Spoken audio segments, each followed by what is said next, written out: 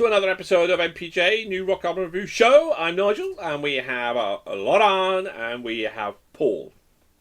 Oh, sorry, we have Chris. So, welcome back to the show. We're reviewing the latest rock albums, and it's fair to say, we've been around a long time, and we've tried to personification of elegance as we deliver like guns our reviews, and we like to evolve. There's no two ways about it. We evolve all the time, we think. And so today we're not going to be elegant. We're not the elegant ones. Oh no, because we're reviewing Elegant Weapons and their album Evolution. Lauren, have you evolved, and would you describe yourself as an elegant podcasting weapon? I like to think I've evolved over time, both in my music taste and as a person. And with regard to elegance, that depends what day you catch me. Some days I could be like a beautiful swan. Sometimes I have all the grace and decorum of a reversing dump truck with no tyres. But still, we march forward. So, Elegant Weapons. Sorry, a reversing dump truck with no tyres. Yeah. Where did that come from? Where did that pop out of your head? As a reversing... I don't know. What the... I mean... She's seen me moving around. Oh, I mean... Chris. you had a personification of elegance, young Chris. Who knows how my mind works, Nige? I fear for anyone who tries. Well, I love it. Crack on. Thank you. Yeah, so from jovialty to my thoughts on this album, which are the opposite, sadly. This is not my thing. The vocals grated me. It's one of those things where I was like, why does this all feel so familiar and so not? What is going on here? Yeah, so then I went and looked up the band and found out that it's a bloody supergroup.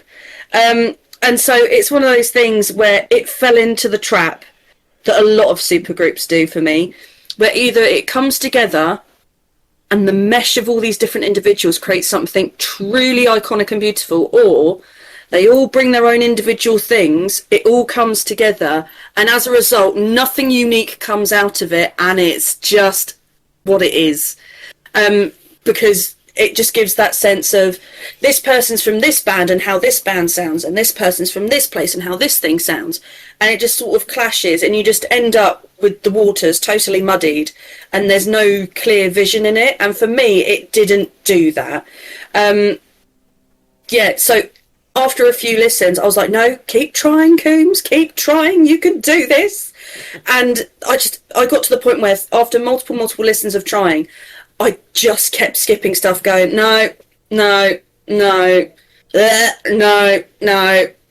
to go listen to something else again. Joyride's on, the Foo Fighter album's here. I just want that instead. Reversing dump truck. It was one of those things where it just lacked something for me. Like, I know people who will listen to this. I've got people in my friend group who will listen to this and love it and think it's the best thing since sliced bread, but for me, you've just burnt the loaf. What's the point? It's just, it didn't do much to me. It just lacked some levels. It felt a bit generic, despite the obvious talents of the individuals within the group. But yeah, some did not make up to or even exceed the value of its parts for me. Well, let's go to a part that we do value very, very highly. It's Chris! Again, I was expecting you to say, no, they're not around, we'll have to go with someone else. This is going to be one of those occasions where Laura and I quite disagree. It don't happen very often. I was quite excited to listen to this, partly because when we listened to Ronnie Romero back in November, I really liked Ronnie Romero. I think he's a brilliant vocalist. And then when you put in all of the other components, and I confess he's the only one I've actually written down, so I've forgotten him now. I really enjoyed this. I think I started off saying, a supergroup, you say? Ronnie Romero back again, you say? Oh, go on then. What can we expect but a cracking album? And the answer was, well, nothing, because that is what I thought we got. I thought it was really well crafted, really sort of seamless experience. One of the things that I think Lauren sort of mentioned, but then I think they avoided this trap, was that they didn't quite, or I didn't think they went for, this is what I do, this is what you do, we'll figure out something in between. I thought they came together quite well as a group to be able to play a joined up sound. And I thought they built it really well. Generation Me stuck as an earworm for days. Thanks, Ronnie Romero, that's your fault. The lyrics on that were just brilliant. The instrumental towards the tail end of the album, Rupture, I thought worked really well. And then the closer just signs off in a really nicely, really well done. I think the thing for me was that they didn't do something that basically said, this is us as a group, this is how good we can be. So while all of it is good, there was nothing brilliant. And we mentioned this same sort of thing back on the Foo Fighters album and reviewing it. It is kind of if you're expecting something like that, because you get these 4 rock powerhouses all together, you expect something great. Maybe I was hoping for a little bit too much, but I thought it was a really well put together album, really beautifully done. And Generation Me and Rupture went into my cool playlist. Rupture especially. I know it's an instrumental, and a lot of people don't think you should have instrumentals on this sort of thing. As essentially a palate cleanser before you get to the final 2 albums two tracks in the album, I thought it worked really well. It was really well put together in just sort of the ordering of the tracks for sort of the tail end and taking you into the home stretch. I thought did that really well. But when all of it's done really well, a lot of it kind of becomes almost forgettable against everything else. And so, yeah, I like I say, really well done, but it lacked the this is who we are, this is what we do. Because I think they did avoid the, well, I'm going to do this, I'm going to do this, I'm going to do this, and they're having to try and pull together. But they didn't have when you combine the 4 of us, this is what comes out of it. Yeah. So, yeah, that was me. Yeah, no, I'll circle back to that. Let's give me an abbreviation of Trish, Lauren. Not Trish herself, by the way. Don't give me an abbreviation. You can't really abbreviate Trish that much. There's not much of it. There's not much to abbreviate there. She's too short for abbreviation. She's already abbreviated. Let's give an abbreviation of what she said about this album. Yeah, so her main takeaway is with this level of talent, you can't help but feel there's another gear they haven't quite fully hit. For her, as a listener, she came away respecting the album more than loving it. It's dependable, expertly played, and easy to return to, but she's still waiting for Elegant Weapons to deliver an undeniable stand-up moment that turns admiration into obsession. And I don't think they ever will. And that's the problem with the supergroup, isn't it? Because with a supergroup, you have 4, in effect, disparate visions of what they would like to kind of go. And I think there's elements of what everybody has said here, that there are moments of utter brilliance in this album. Evil Eyes and The Devil Calls, for me, were just fantastic. And then the rest of the album was a bit disjointed, a bit meh, it was a little bit over the place because, I think maybe, people are slightly pulling in different directions, maybe. I don't know. I wouldn't put my finger on it. Overall, it's a really good album with utter moments of genius and utter moments of like, really, meh, that was a bit generic, wasn't it? And so you get that with, I think, a lot of supergroups that you kind of get that with. And they come together and they make good music and it's fun and it's good and it'll sell records.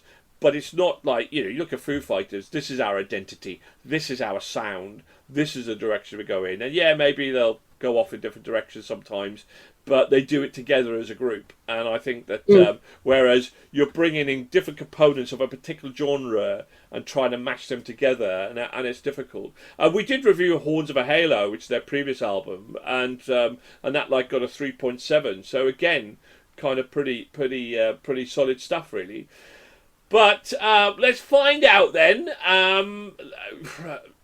what do we think about it in terms of our voting? Lauren, then. Well, let's start with you then. Yeah, I gave it a 1.5. Was not my cup of tea. 1.5. I detect being dropped in my future. Ouch! Ouch! To each their own. We're all allowed to be wrong sometimes. Ouch! Ouchie! Ouchie! What did Trish give it? Trish gave it a 3. She's hard voted this month, isn't she? Eh? Oh, I tell you. Paul give this a 3.5. Andy give this a 3.5. I give this a 3.5. Finish off that row of 4. Come on, Chris. I gave this a 4. Hey, there we go. You finished off the row of 4 with a 4. Well, mate, Lauren, you can take that scruffy, horrible, disgusting retribution of a dumpster truck 1.5 and take it back to wherever you want to take it back to. We've dropped it. Therefore, Hounds of a Halo got 3.7. This got 3.5. It's basically a joint 349 out of 700 albums, just about in our top half, well, maybe just out. 41st of our 60 albums this year so far. Solid, moments of brilliance. And let's finish off with our 2-word review then, shall we? Lauren. Not me. This is not for me. No, you think with not me. That's perfect. There's 3 words otherwise. Chris. Mid-tempo mastery. Wow.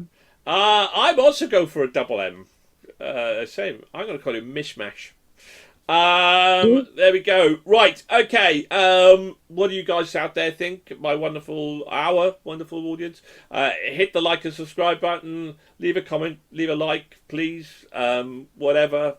Or say you're talking trash, boys and girls. You haven't got a clue what you're talking about. Anyway, in the meantime, keep rocking.